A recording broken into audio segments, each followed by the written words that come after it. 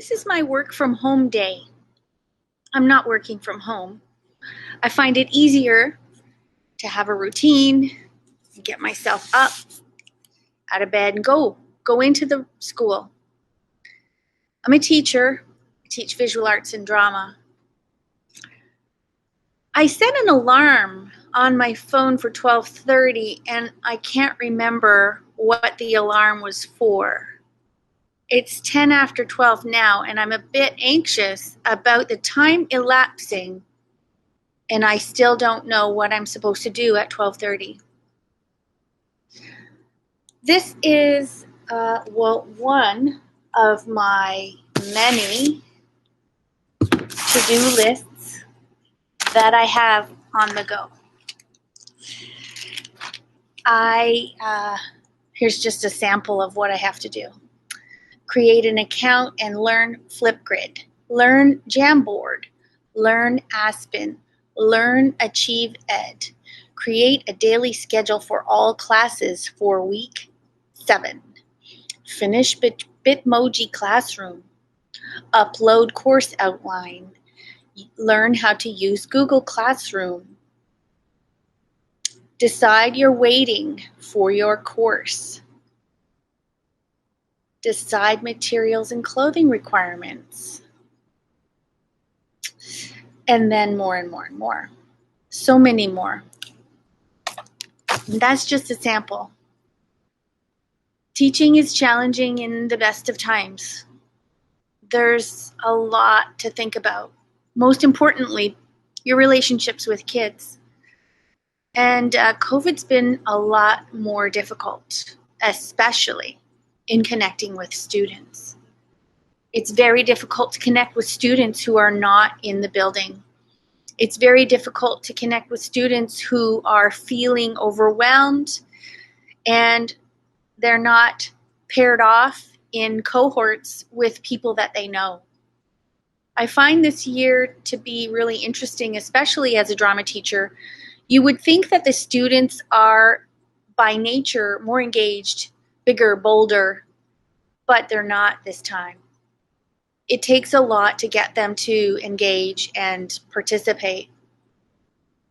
Class sizes are impacting their energy level, and they're afraid. There's a lot of rules to think about. But I tell you, I wouldn't give it up. Not for anything. When I think about my own work as a woman, as a teacher, and as a person who is in her later part of her career, I'm very grateful for my experiences. I can honestly say that I still love this job. There's never really been a time in my life where I regretted the decision to become a teacher. I love this job. I get up every morning and I say to myself, and I'm not exaggerating when I say this, but I say to myself, I can't believe I get paid to do this. I get paid to play and make art with kids. And it's the best. Yeah, there's a lot of stuff that goes along with it. Assessments, evaluations, reflections, curriculum, rules and regulations, protocols, procedures, leading, backing off, lots of decisions to be made every single day. I get decision fatigue. And this year I have Zoom fatigue. Who'd have thought that would be a problem? But I have to say, the people who are most unappreciated are the people who are taking care of our children right now.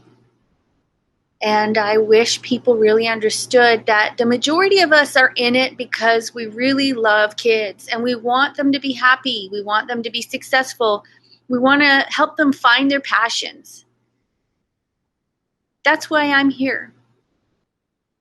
I get emotional talking about it, actually, because it's like an argument that I'm having with the public all the time, every day, when I see news articles or Facebook posts that degrade and denigrate the work that I do. And it's as if people don't appreciate their own children and their own value, because the work I do is for them. And the work that a lot of us do is for them. Sure, there's bad apples in every bunch, but you can't say that just about teaching. You can say that about everything. And we can't focus on that. We have to focus on the good. If there's anything we've learned this year, it's focusing on the good. Thanks for listening. I hope that you enjoy the art that has come out of this year, these experiences. I know I have.